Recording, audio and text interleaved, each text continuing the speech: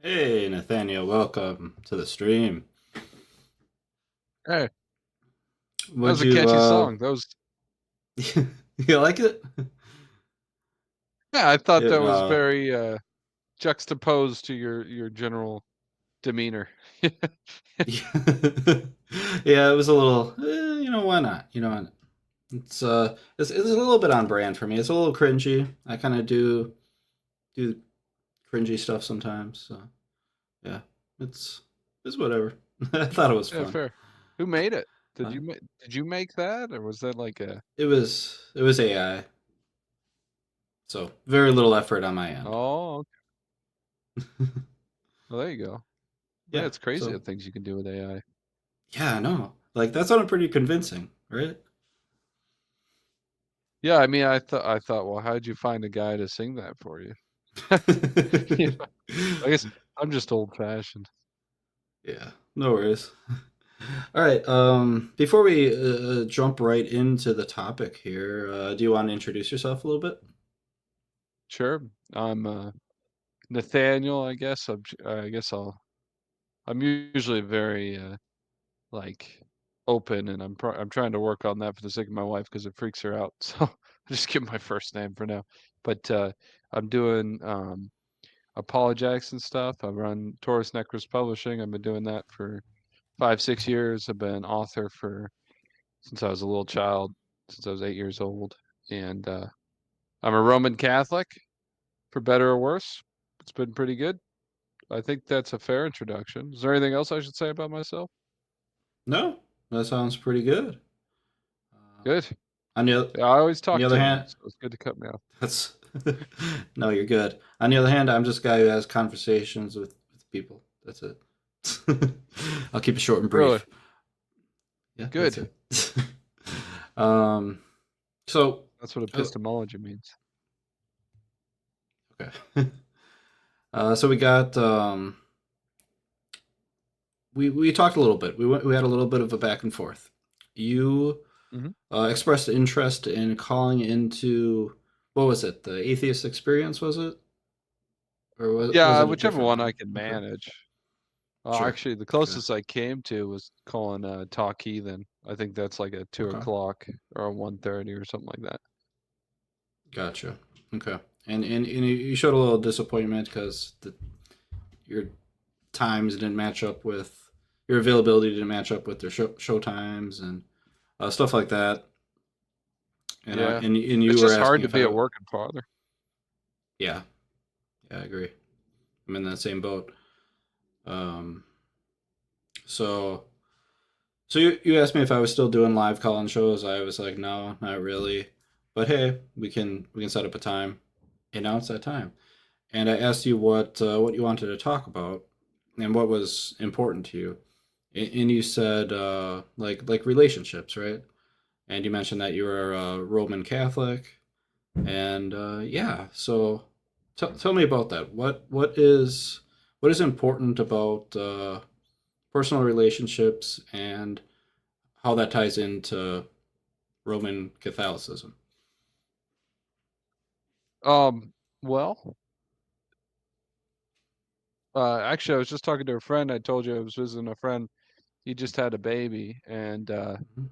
I was telling him, "Man, I'm working so hard. My mind's so warped and whatnot." Of course, he's been up all night with a new baby, but and he was talking to me, and I said what I was doing with apologetics and things like that, and he started going into he's a Roman Catholic too, and he started going into like all these arguments he knew against or for the existence of God, and I was like, you know what, I kind of like see the game, and I'm not a very good apologist because I haven't actually looked into all the different arguments.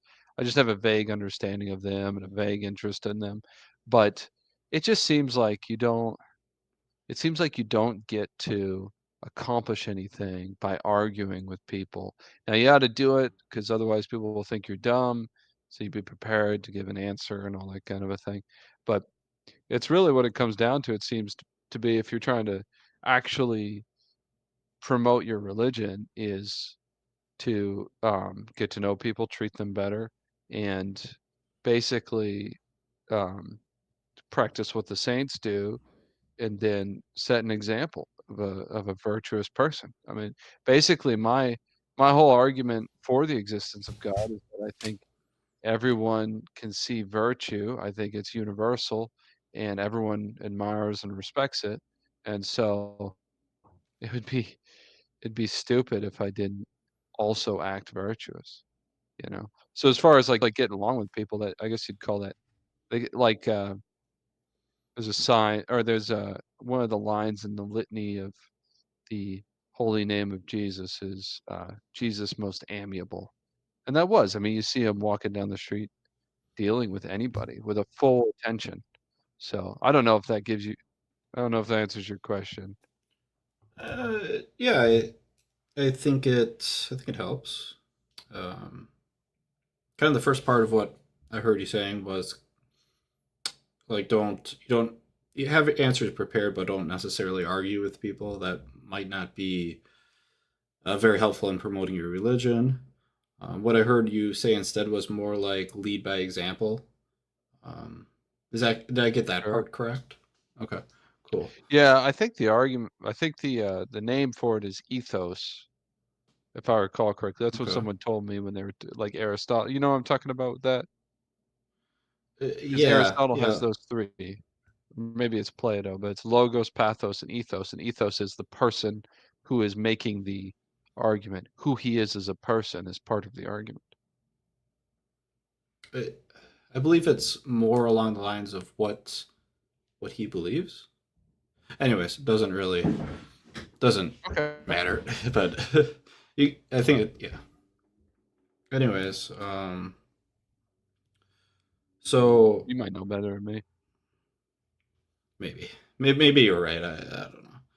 It's been a minute, but so we're leading by example. We're trying to avoid arguments when possible, but have an answer prepared. You said everyone sees virtue. Can you expand a little bit on that part? I'm not sure I quite grasped that. Well, I mean, depending on what groups of people you're dealing with, um, like let's say like the Muslims, for instance. Okay. Of Muslim people I've dealt with, it seems like they always have no, it's not like this is the only thing, but they seem to have a strong uh, respect and notice for somebody who practices temperance, which makes sense. I mean, they forbid pork, they forbid alcohol, and all these kinds of things.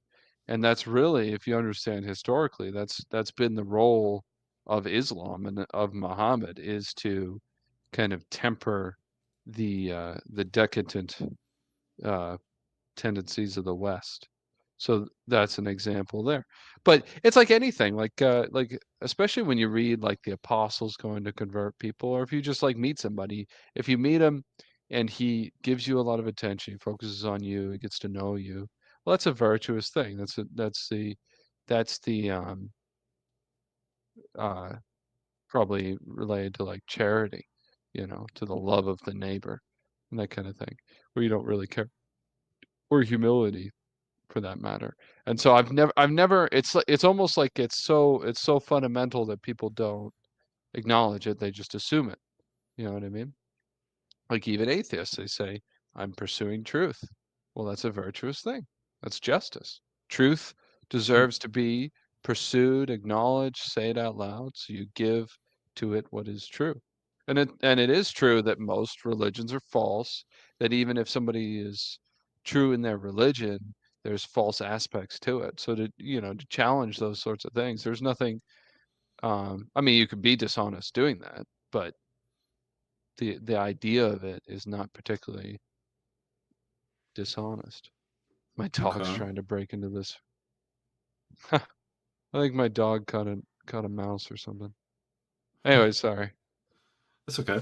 Uh, I feel like we're I feel like it's not really what you wanted to talk about though. Like when you said personal relations, it's probably my fault for talking about what I am thinking about. Um, I I mean, I want to talk about what's important to you. if personal relationships are something that's important, we can talk about that. If whatever we're talking about now is more important, really either way is fine by me. I just well, what's your background? Sure. I was just talking about what I was doing, so go ahead. I was I was born to a single parent mother, and Okay. technically she was Roman Catholic, right? Um, wasn't a big deal though. Like religion wasn't very important, right? And I never really I never really did it. Um, like it wasn't like we went to church a couple times a year or something, and Right. Sure. Well, like I don't know. if she I was a just single parent, I imagine she had a lot of things that she had to worry about. yeah, and that just wasn't really one of them. So I just never really ended up believing. You know what I mean? How did she get through that? Is she like did she work? Did she have relatives to Yeah, yeah. watch you guys? Were My you the only grandparents, and I was the only nice? child. Yeah, Okay. I guess that makes it a little bit easier. So she worked and then you were with your grandparents and whatnot. yeah, So that's the thing is exactly. I was thinking about that. It's just hard to like it's hard for me to go to church every week and it's really like a drain. And most of the time we have a legitimate excuse where we wouldn't really have to go to church, you know. And then we go and we have children and stuff and it's kind of a big burden, you know what I mean? Yeah, Which it shouldn't be. I mean, society should be structured in such a way that a guy could go you know, a nearby place on the weekend without it being this huge battle. That's what I'm always yeah. Like between having to work, having to raise the child, having to sleep, you know, right, yeah, it gets to be a lot. Totally, right. I hear you. Because you said you have kids now too. Yep, I have one child. Congratulations. Thank you. That's good. That's you know, it's hard to do it. It's really hard to do it. It is. It is hard. Um, Is there something about you, and I assume your wife has the same religion? Is there mhm. something about being a Catholic that helps you with that at all, or is it really a non something that doesn't really impact it too much? Well, I mean, it's one of the most disappointing things about being Catholic is that I mean, yeah, I mean, the biggest thing is I've got all this tradition. I've got you know, it was very frustrating. Before I was Catholic, I was a Protestant, and before I was Protestant, I was agnostic. Before I was agnostic, I was atheistic. So my dad gave me Nietzsche when I was like 15, or no, like 13. So in all of those traditions, it was very frustrating to figure out how to live my life. You know, it was always an open question. And at least with if you kind of find the true tradition of the church, which is not so easy. A lot of Catholics have no idea what it is. But if you do, then it's very simple. You know, you can see how you should live. It's not that complicated, which is good. But what's disappointing is, you know, in America, the Catholic Church is in a very specific place. And I just wrote an article about this. But in America, you know, this country, because you're probably an American. You look Yes. like one. Good. Here we are to we're in this hellhole together. Me and We you, are. man. Yeah. And it's just, you know, the shining city on the hill or whatever they call it. It's just a great center of absolute just skin deep like our culture is advertisements and McDonald's french fries. It's like fake food, fake images, you know? Like as a Catholic, like I've got a crucifix back there. A lot of my friends that saw me convert are really uptight about that. But then, you know, you've got like MAGA written all over you, or you've got um, you know, like an iPhone, Apple. You've got all these images that are basically arbitrary and meaningless that people build their whole lives around, which is more, that might be off topic, but if you could see kind of the contradiction there. And then, No. and also, like if a guy, like there's a good friend of mine who, um, people I know are kind of like upset with him and say he's in a cult because he's in a very particular Christian group that's a Hmm. little bit insulated. And so they were arguing with him about him not following the Bible and stuff. And they were like, because he doesn't quite understand the Trinity. Well, I think he does understand the Trinity, and it's fine. But they were saying that, well, he might accidentally practice idolatry because he doesn't finish, he doesn't believe in the Trinity. Well, meanwhile, he's working for some corporation, 60 hours a week, his whole life. He comes home, is exhausted. That's what his whole life is built around.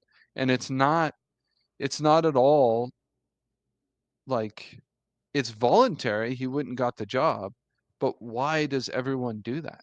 And this corporation has got, I don't want to say what it is, but that particular one, but you pick any other corporation, pick Microsoft or whatever, or pick Yeah.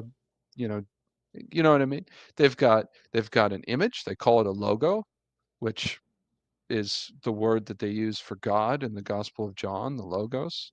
And they really want you to be into their image. They really want you to be into their company spirit. It's a spirit. And then, you know, you end up giving your whole life to it. And then how do you have time for personal relationships? You know what I mean? Like Mm. how do you have time to be around your children and stuff like that?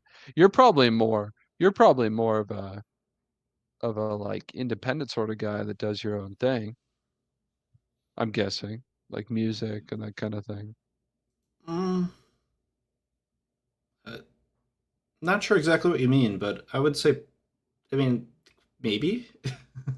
What do you mean by that, Well, actually? like, well, you don't seem like the kind of guy that's like out and married to like a 9 to 5 job. Like you're actually, you think outside the box and you'd go and Oh, okay, start your gotcha. own, you know what I mean? Yeah, I mean, And I think, I try to do lots of other stuff, outside my job, but I do have to have the 9 to 5 too, so right. kind of Well, is what it and to is. pay the Yeah. bills, because to pay the Hmm. bills. Exactly. But you go there and you have to pretend like you love it, or they'll take away your paycheck. Maybe yours is I, different. I don't always do so well at pretending that, but I'm still working there, so I'm must be doing something right. Good. Congratulations. Yeah, a lot of people. I mean, I think it depends on the company too. Like Yeah. I've noticed like software folk and whatnot, there's a little bit more, 'cause my family was all engineers and stuff. There was a little bit more of an understanding that you don't have to be like like I think maybe it was what Apple did when Dell, or not Dell, but what's that? The advertisement where he runs into the room and throws a computer at the screen? Uh that was Apple. Yeah, Apple did that. They Yeah, were they were that was a dig at Microsoft because right, Microsoft was the boring, uh, you know, place that just all corporate, all business, all beat you right, down with spreadsheets. Yeah. right. Yeah, so I think there's a different culture that was kind of set in Anyways, well, I'm just going on and on. All I right. can't Yeah, I remember would what I like. started talking about. Well, let's circle back. So I think what Oh, you were you know what I saying. was gonna say? I'm sorry, because I remembered what you asked me was about how does Catholicism help, like, just live daily life. I Yeah. think I think if I was raised Catholic, it might help more because it seems like Catholics tend to get divorced less and they come from homes that aren't broken. But I wasn't. I was raised in a broken home, and I had a stepdad at 10 years old that taught me how to start a business. Um, and that's not something that makes you like super popular. People basically think you're a little crazy and dangerous when you don't just like go get a job and go to college. But Catholics, they seem to, I think they have a lot of money because like the generational consistency and stability is there. Well, they teach their sons and they get them set up for college. Now, I don't think that's going to last another generation though. Hmm. So, what's been Because of the. disappointing is because of the just the way the world's going. I mean, everyone Yeah. Okay. knows. I mean, it's ridiculous how expensive things are. I mean, but that's that's how the system works. It just gets, they borrow from the next generation. So the next generation has higher inflation, higher interest rates, all these sorts of things.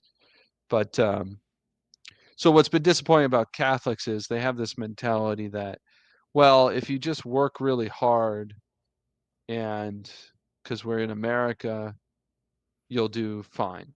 Well, meanwhile, I was just saw a family today where her husband uh, lost his job because of a neurological condition where he can't do the job anymore. Well, immediately now she's got to go back to work. They've got four little boys, and the whole family's thrown through a tiffy because he can't do that job anymore. You know, and so, um, but I don't know. Some people say some people amongst Catholics seem to think that there's this like independence that you should hold on to and not take care of each other and work together. And I think it's Hmm. basically because of American conservatism. I think that's where that comes from. So Yeah. a As you were lot of scattered describing that, thoughts. I kept on thinking like, are you describing a conservative mindset? Because that's exactly where it kind of went for me. Um, Yeah, so almost that like is what I'm doing. it sounds like you're saying that this is actually a disadvantage. At least that's kind of how you described it. Well, so um, we were talking about personal relationships. So Hmm. what's what I mean to say is that um, because I've become Catholic, but I don't fit into uh, that kind of. I've had Oh, okay. Catholic groups. Yeah, so it's not been. So I've had some falling outs with Catholic groups in the past. I mean, literally, just because they found out that I come from a a rough background, they just Hmm. couldn't even comprehend it. You know what I mean? Really? Wow, Yeah, that's yeah, wild. That's it's sad. Yeah.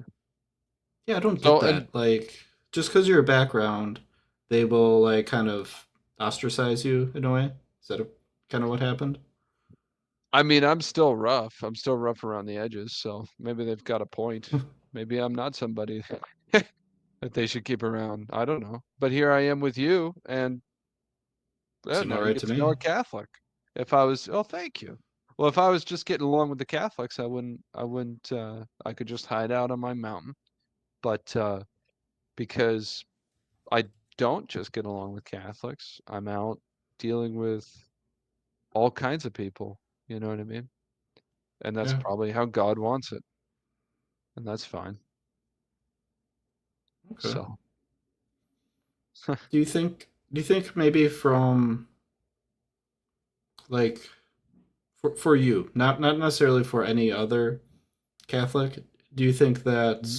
that your religion has had a positive impact on your personal relationships? Yeah, um, well, being Catholic, I got married. I was able to have children. I was able to understand my role in society. I was able to understand my role in the locality, all the different dynamics, fatherhood, motherhood, those kinds of things. So I think, Yeah. like before I was Catholic, there was nobody that could explain to me why I should treat any man with deference. There was nobody. I thought everybody was equal. And so now that I'm Catholic, I can actually show respect to my elders, for instance, and I know why. You know what I mean? Hmm. I understand those things. So that part of it makes a big difference. You know what I mean? Like you're here, Okay. You've done this before. You have more experience. You're smarter and wiser than me. Well, I could show respect for you. I don't have to sit here and like pretend like I know what I'm doing, you know? So that's very helpful. Hmm. And that's because of principles that I've learned, basically because of the Catholic wealth of literature and knowledge and moral commentary and political philosophy, all that kind of stuff. Yeah, that's fair. I think you very well could, learn those types of things um, from that religion, or even other religions, possibly. Um, hmm. Sure. Would there be ways to learn those things without religion? Like you said, you were an atheist at one point. Would it have been possible to learn those things as an atheist? Oh yeah, it seems like you it seems like you essentially have to argue it out, um, which takes a really long time. I Hmm. mean, and you make enemies doing it. Um, Hmm. I mean, Okay. that's basically what America was founded on, was this model of debating in the public sphere and arguing, which, ends up you, Alexis de Tocqueville kind of described the two different. He said, you go to a monarchical Catholic country, and everybody, you could say positively, everybody is calm. They all know their place. Negatively, you could say everybody's a little depressed. Nobody has exceptional hope or anything like that. But if you go to America, well, you could say positively, everyone's excited. They all want to accomplish something. They all think they could be the next president. Yeah, even the churches, you think like I went to a non-denominational church. I was like, I saw somebody on the stage. I said, well, I could probably be a pastor. I know as a Catholic, I can't be a priest. Um, so the negative description of that would be anxiety and worry. And um, So yeah, you can learn those things without being a Catholic. The problem is that those things aren't that important. It would be better to just know how to act in a very simple manner, because the most important things are not acquiring or succeeding or getting getting anything comfortable. That's not the goal of life. So those things should be very simple so that you just know what to do. So like, okay, my father's a blacksmith, I'm going to be a blacksmith. It's not complicated. So that you don't have to worry about that side of your life, and you can focus on the things that do matter, like raising your children well, pursuing virtue. All those things can be done under any kind of context, and it doesn't really matter what you do for work or any of these material things, which ends up being the whole obsession of America for its Hmm. whole history.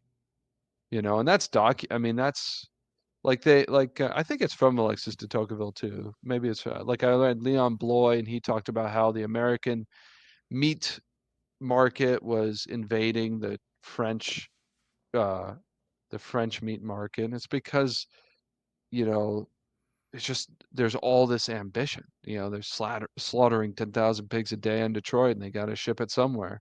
You know, um, and they talked about how like Americans would be they're willing to work on the Lord's Day. They only have like 3 holidays. Uh, they're willing to work just long hours like beasts, willing to take crazy risks. Like the Americans succeeded very well in shipping in like the early 1800s because they would do these crazy risky shipping ventures just to be a little bit faster than the competition. Well, I mean, if your goal is to make money, fine. But if your goal is to live a peaceful life, cooperate with your fellow man, and be virtuous, those things are just end up being very distracting. Hmm. Very distracting. And you could see it. You could see it in the way an average man works. If uh, if you can't work on a normal job with your hands, like digging a hole or building a structure or something like that, something goes wrong and you get angry and you cuss, or you're just always like rushed and anxious and you're always making mistakes. That's just not good. It would be better to not do the job as well. Hmm. Okay. Okay. I've taken in everything that you said, and I'm kind of Congratulate. That's quite a thing to do. I'm filtering it in through kind of my perspective, and I'm trying to understand yours Mhm. here. So what I All think right. you're saying is a certain percentage of people who are not Catholic or perhaps not religious, they might view the world a little bit differently in the sense of what might be important to them or how they're accomplishing their goals to get to where they want to be, right? One of those two things is going on, and I'm not sure exactly which. Maybe you can help me fill in those blanks. But we got this one group, and then we got the other group. Um, so the first group is like work, work, work, work, work, do whatever it takes, get more money, and hopefully that will bring happiness or something. And then we have the other group who's just wants to be virtuous, peaceful life, um, just you know kind of that kind of aspect. I don't know from my perspective. I, I don't know that I've seen a lot of people who are non-religious or non-Catholic uh, have that work, work, work, work, work um, mentality just to get money. And I don't know. I'm not. I mean, I'm sure there's people out there. There's no doubt there's a percentage of those people. Absolutely. But I see a lot of people who just want to live that virtuous life, and kind of chill back, raise kids. You hear what I'm saying? Like, what are your Yeah, thoughts on that? actually, no, I don't disagree at all. So those two groups I described, that was kind of a historical perspective. Okay. Um, I think one of the things atheists seem to understand really well is economics, which makes sense. I mean, if there's any field that exists where God is quote unquote absent, it's economics. I mean, Mm, that's the most disastrous, inhuman part of modern society, as far as I see it. Um, so what I was talking about was a very historical perspective, and it was more of a comparison between kind of the like white Anglo-Saxon Protestant sort of culture that built America and the more traditional Catholic culture you get in like Spain, okay. for instance, which obviously Spain lost a war to America. Um, I'm writing a book about that. So if we want to fast forward 200 years to where we are today, well, we have this vapid, shallow culture where, like I was talking about, you've got all these corporations and things where it's just very empty. I think a lot of people just reject all of these traditions. They're not that old, but they reject all of them and just start over from scratch.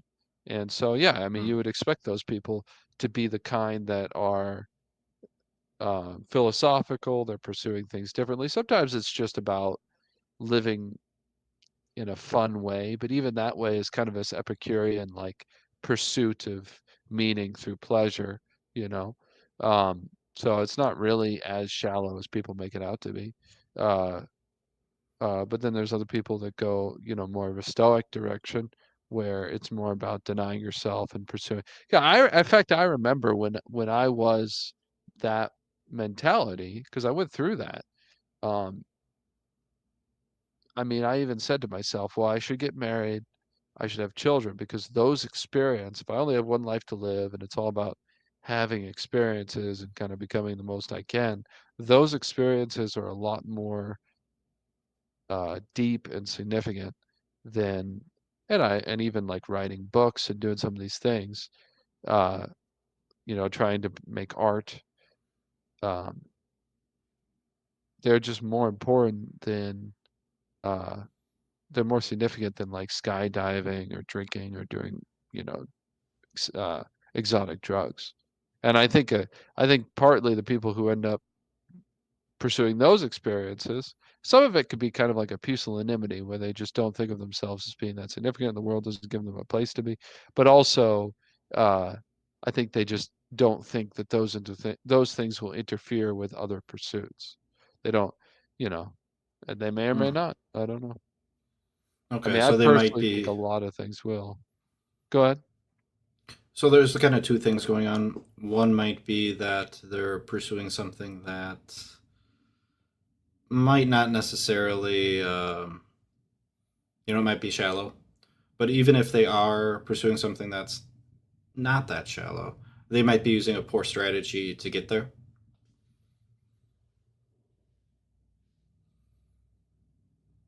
Uh, no, no, what I was trying to say is that people who are not religious, I think, are rejecting American religion. That's what I think. Oh, okay. And Okay. Gotcha. by by and large, they're pursuing truth or justice or some kind of virtue. And I think, given enough time, they'd end up uh, becoming Catholic, or just Hmm. becoming really, really evil. That's what I think. Really? But Those are two extremes. people don't have much time. Well, people think Catholics are evil, so it's. Oh, But yeah, I yeah. consider those extreme opposites. Sure. Yeah, I figured you would. I mean, there's um, an argument. Well, anyways, I don't want to overcomplicate how that. do so you gave these two There's an extreme argument examples. Not that the most evil people. Good. I'm wondering how, like, you gave these two extremes. How do you think, um what do you think makes someone go one way or the other way? Uh, f- I would say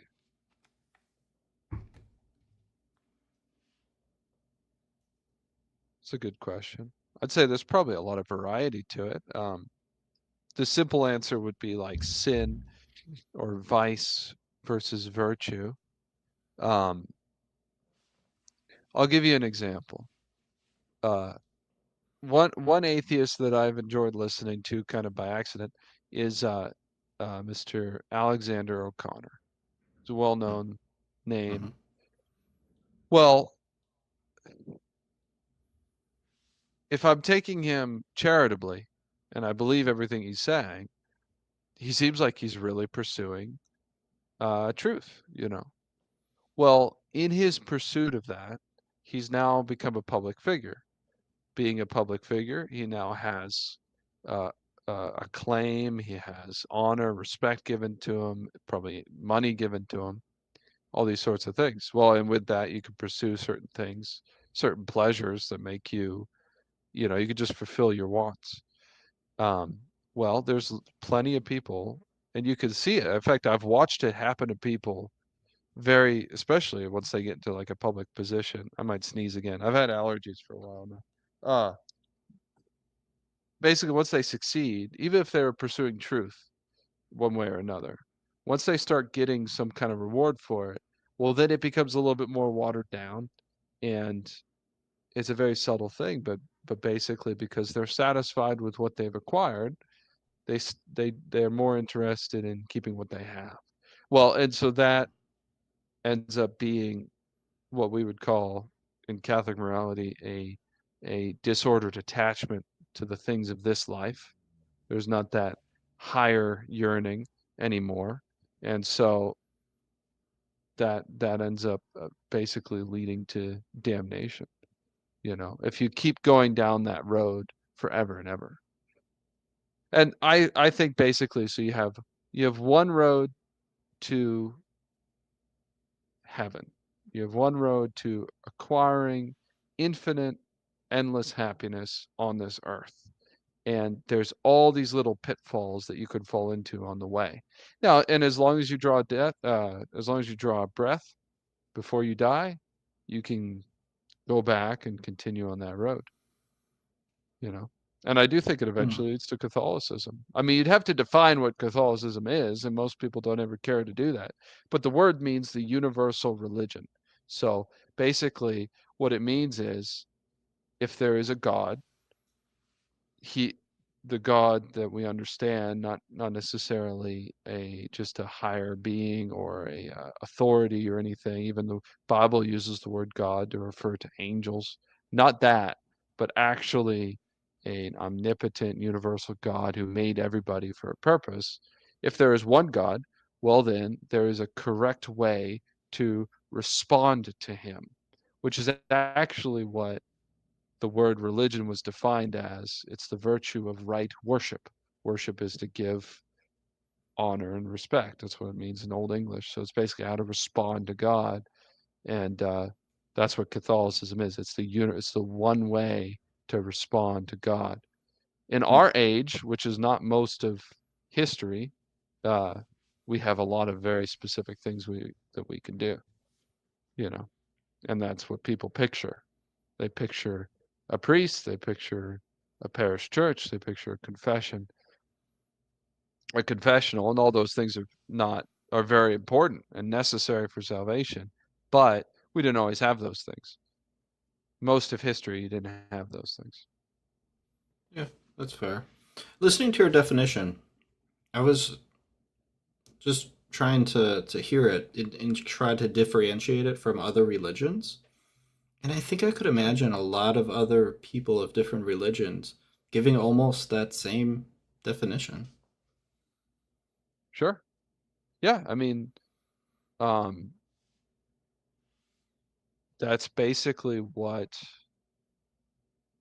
I mean, it would depend on which religion you're talking about. They're all I mean, even using the word religion that way is kind of an obfuscation. There's a really good man.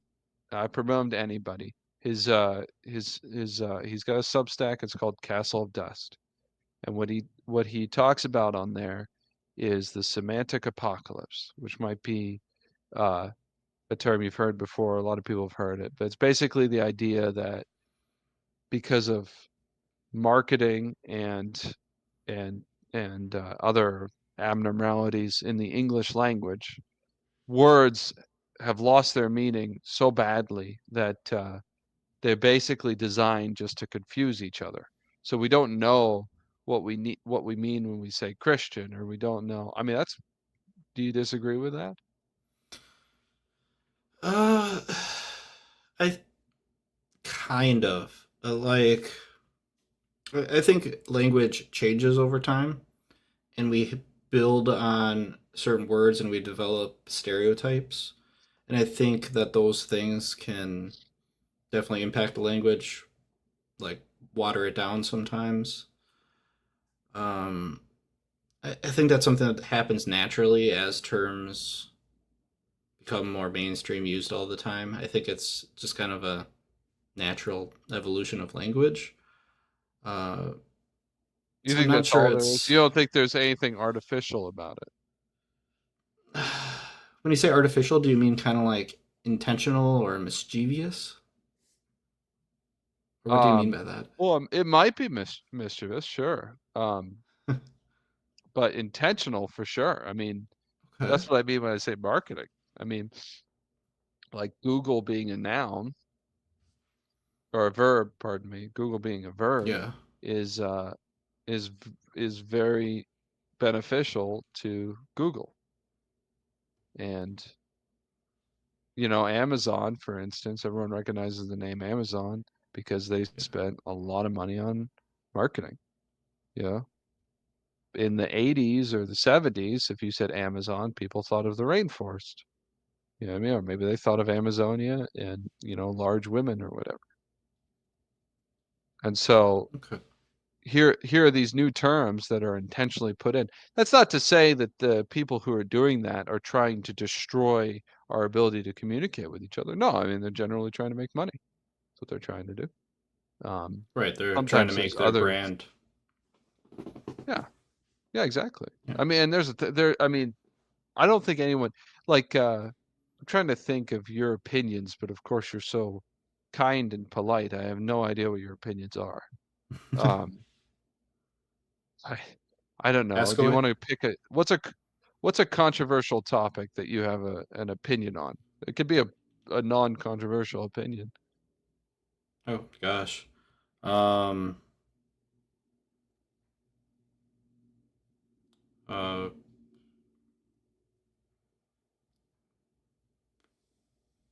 I would say that parents of baby boys should not circumcise their infants, their children. Nice. Okay. So there are some people who would include that in the definition of anti-Semitic. I mean, Hmm. maybe that's a little out there. Um, but there's an example. What in the world does anti-Semitic mean?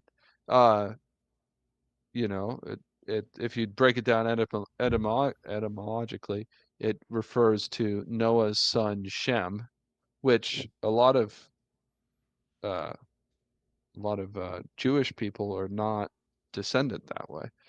Anyways, um, so that's one example. Some people might say like, well, well, let me ask you, so why don't you think they should circumcise their sons? Because I actually agree with you on this position. I don't think they should either. And I think if the If church preached the way they should, people wouldn't. Go ahead. I think it's a violation of bodily autonomy. I think the infant clearly can't communicate, can't understand, therefore they can't choose. So I think they should be given the opportunity to make that decision for themselves. That's interesting. Okay. Of course, hardly anyone would make that decision. I mean, there's some record of it. Um, how would you define autonomy? Autonomy. Um, being able to make your own decisions, and specifically bodily autonomy, referring to one owns a body and Okay. not the mind. But autonomy would include mind if you're not specifically specifying body. Okay. What's a mind? Uh, Everything that occurs.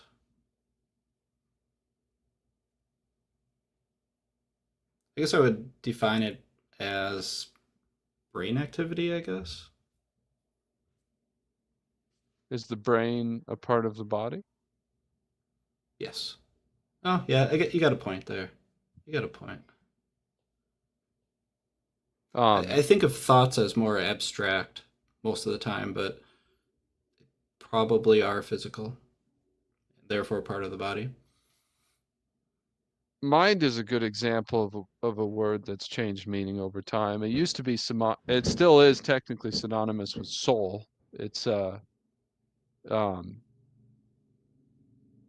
like psychology, psyche is the soul. In fact, in Greek mythology, I think the psyche is pursued by Eros, which is connected to the Christian idea of the divine spouse, the fact that your soul should unite to God, um, which is very interesting. So, but because of and it's not like this is only modern, but the meaning of mind being restricted to the material brain is a very modern thing, you know. Um, so that's an example. But basically, what ends up happening is people, if we were to go back to religion, people end up arguing about things, um, and they're very convinced that they know the meaning of a word. And the truth is that there's all these different meanings of the word, and they don't agree on it. You know what I mean? Like a Muslim, for instance. Well, the word Muslim means submitted to God.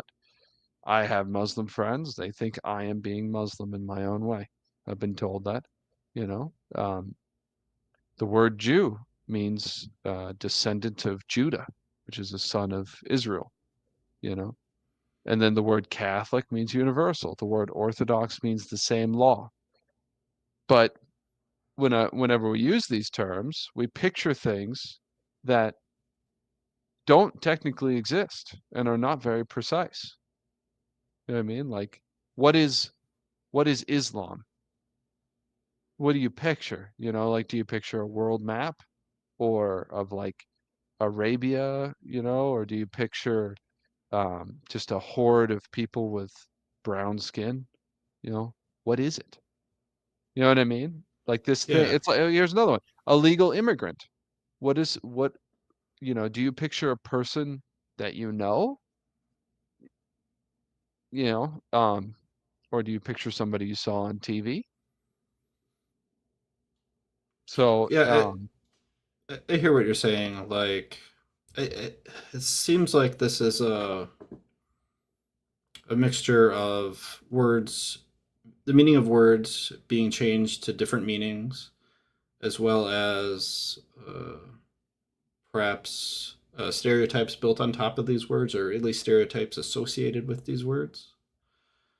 yeah, so And you good, seem to be framing this with a very like this is something that has happened in modern history, like very recently. right. Do you think this is something that occurred a long time ago in the past as well? I think that in the past, um, there was not this much uh, control over the language. There wasn't control over the media and stuff like that. And the cultures were a little bit more because writing was restricted to an intelligent class of people who had Yeah. to work very hard and things like that. No, I don't think it happened in the same way in the past. I think, like they say, we live in a post-literate stage or age. But to get back to your question though, the reason why people in other religions would say the same thing I said is because all of those other religions, if you want to call it that way, are they're only perversions of the Catholic religion, and they all came from the Catholic religion. Every last one of them. And I'm happy to go down the list with you. Hmm. And that's what makes it the best way. It's the pure way. Somebody asked that question. Actually, I do want to. I want to ask one question about that. You said Sure. all religions. Would that include All of Hinduism? yes. Where's the connection? I'm Um, really curious. I mean, I'm not like super like versed in Hinduism specifically. So I would probably answer like more from my knowledge of like uh polytheistic pagan sorts of religions. But well basically you have so I mean and that's you know I could probably look more into it. But I mean but if you look into Hinduism this is more hearsay than anything like that.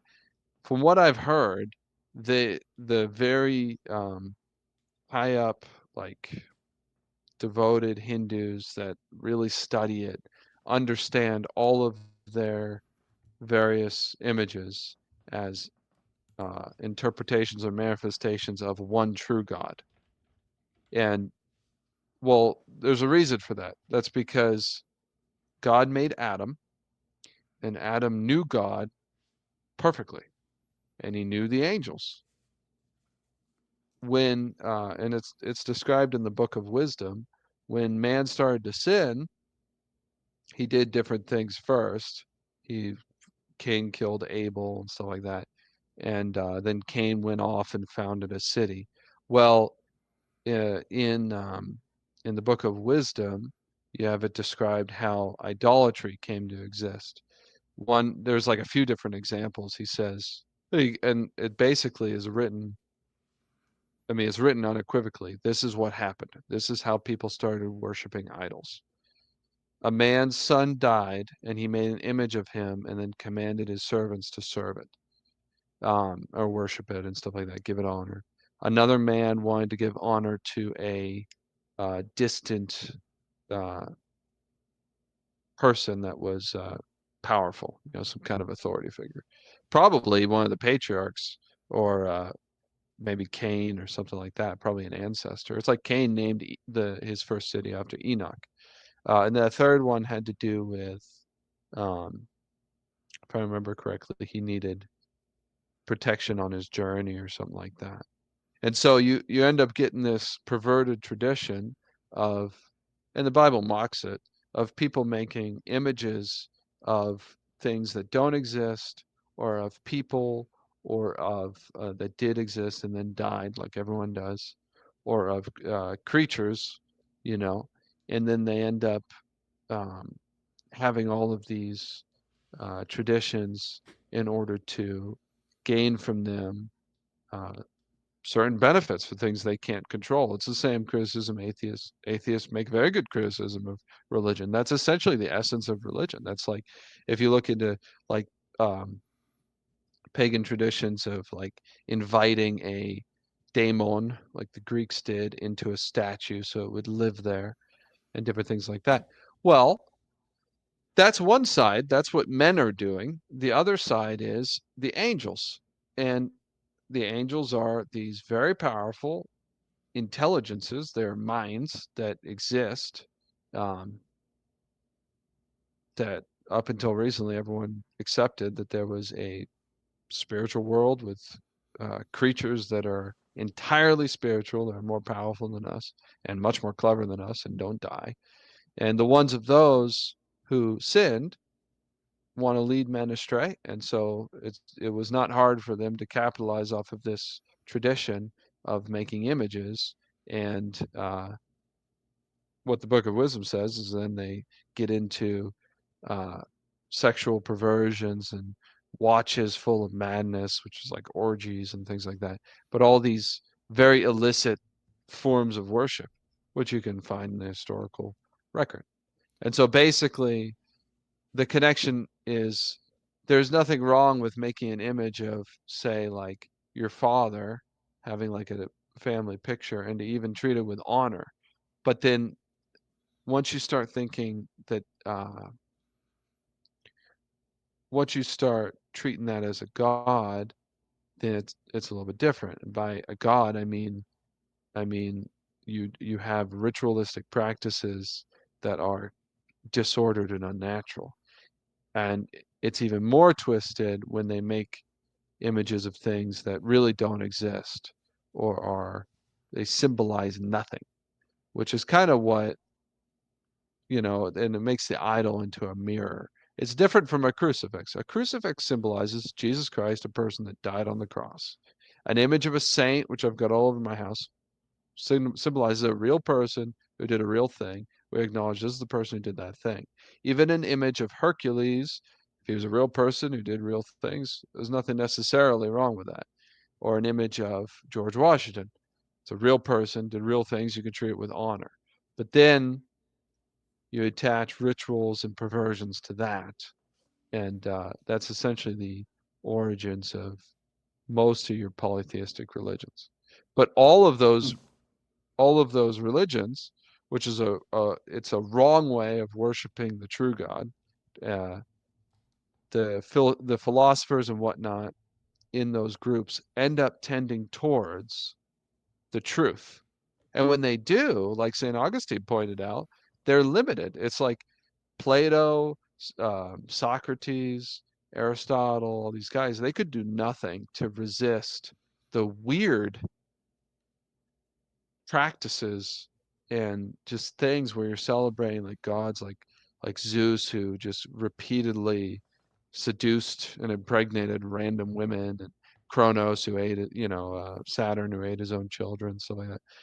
The philosophers who like really thought about justice and purity and these kinds of things, they could do nothing to oppose this this just strange practices that the demons basically put in there in order to pervert men. You know. Okay, I got a thought experiment for you, Nathaniel. Sure. And then I probably want to wrap up the stream here. And if this Yeah. thought experiment goes well, maybe we can talk again. But I got this friend. I kind of I wanted to give you something interesting to think about. I know it's very far from something we could ever agree on, so I wanted to throw it out there because I'm Yeah. in that kind of mood. So I got this friend. His name's Alan, and Sure, he's an alien, not from Earth. He doesn't know anything about people. Doesn't know anything about sure, people's beliefs. Okay. sure. He comes down, lands a little flying saucer, right? And he walks up to you, and he walks up to one other person. And this other person happens to be a polytheist, believes in multiple gods. Doesn't matter which one it is, but one of them. And he hears this other guy talking, and he hears you talking. You're talking about Catholicism. This other one's talking about his polytheistic religion. And he kind of heard you talk about some of the things you were saying about the idolatry and Mhm. etc. And he's listening to the polytheist, and he's talking about how you know he's got these multiple gods, and if you worship anything but these gods, then perhaps that's idolatry. And Alan comes in and he's like, you know what, this is really interesting, but I wanna know who's right. I wanna know who's got it correct. What should Alan look for? How should Alan figure that out? Um, well, you could do two ways. So I would hesitate. There's really three ways, but I would hesitate on the third one because it's so difficult to make it objective. But basically, it's the good, the beautiful, and the true. So beautiful would be there. I mean, the problem is there, like I said, there's no objectivity to it. But plenty of people will make the argument if, let me show you a picture of, you know, the Pieta, and then compare that to, uh, I don't know, an image of Dagon or something like that, or that weird Hindu woman. It's like the goddess of death who's just like covered in skulls and that kind of thing. And which one's more beautiful? Um, which one is more directly significant to the experience of mankind? So that's one Does way. the beauty relate to like it being true? Y- You'd have to define beauty. It's that's what that's what's troublesome about it. And When when, I don't like I when said, you I don't say good. when you say I think beauty, we're do you so mean far gone from good. when you say beauty, do you mean like aesthetically pleasing, like nice to look at? Well, the reason why something's aesthetically pleasing is because it's ordered in a way that is natural and incorporates all of the parts in one synonymous whole that has a significance beyond itself. So that's what I mean. And Hmm. that's just a picture of how God works. It's the same. It's not necessarily an intelligible experience. Um, it's kind of above the intellect. The Greeks call it, it's a faculty of the soul above the intellect called the nous. Not necessarily, I mean, they're kind of equal. Uh, but, if you had like a Trinity, it would be the Father, Son, and Holy Ghost. It would be the Father. So the intellect proceeds from this faculty. So it doesn't use language. That's why it's not intelligible. So the other way, though, is the true. So you can intellectually test uh, both of these religions, which is what you'd want to do. That could take a very long time, but you could do that. And it's actually not that hard. I mean, you just sit there and question people from all the, now you might say, well, this person just doesn't know the truth, and you'd have to go and find another person in that field and investigate further. So that's where it gets to be an endless task. Um, all the Hindus I've interacted with, of the people been in their houses, I've seen their idols, I've seen the orange peels, and I've seen the different practices they do. Um, it's mostly kind of innocuous. It's not a big deal, and they kind of treat it that way. There's not very, I, I mean, I met Hindus, and they just don't seem to be that excited about their religion. It's very much just a cultural thing. It's the same as like I might wear, or it's the same as like me being excited about drinking on St. Patrick's Day, um, because I'm Irish. Hmm. for instance. It's just not that big of a deal to them, in my experience. Uh, so that's the true. The third way, which is probably the best way, it's always served me well, is the good. So you could figure out which is the corresponds to the will, corresponds to the Holy Ghost. I think it's the fastest way to figure anything out. Um, but basically, Hmm. you'd see which person was acting more virtuously, and that would get you started at figuring out what was right and what was wrong. Okay. Okay. Alan's Which is talking to my both of argument. you. Okay, He's trying to figure out who's more virtuous, and sure. he's talking to this polytheist guy, and he thinks you might think he's doing pretty good. You know, he's sounds like he's talking the talk, walking the walk. Looks like he's being an outstanding human being, citizen, respectful, um, honest. You know, all the good traits, all the good virtuous traits. Would Sure. there be a way for him to figure it out that way, or would that just be kind of he'd have to move on to a different method? I mean, um, no, I mean that would probably so so you're saying get this straight. So this polytheist, so in this conversation with two people, so he's comparing me, the Catholic, to the polytheist, Hmm. and the polytheist is virtuous. Yeah, I mean he's seems to be an honest guy. He's given Alan a lot of respect. Yeah,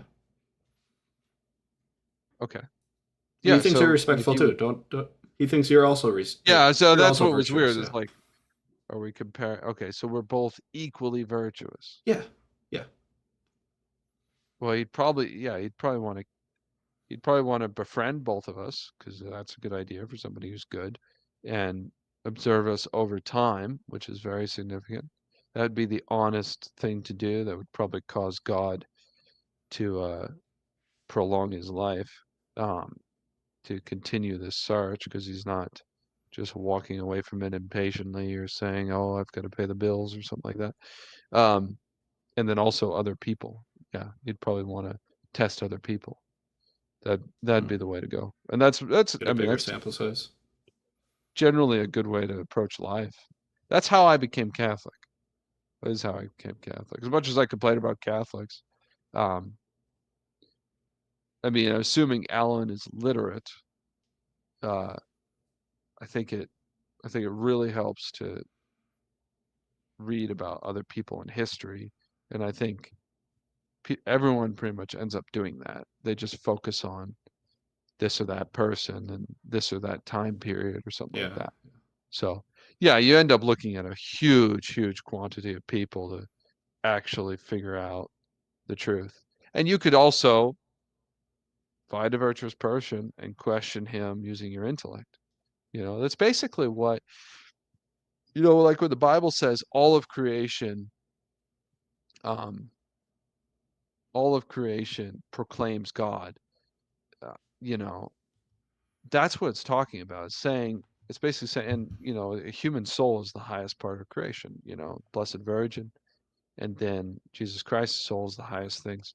And so we have the intellect, we have the will, we have the heart or the nous, and those things you can use to interact with creation in order to find God.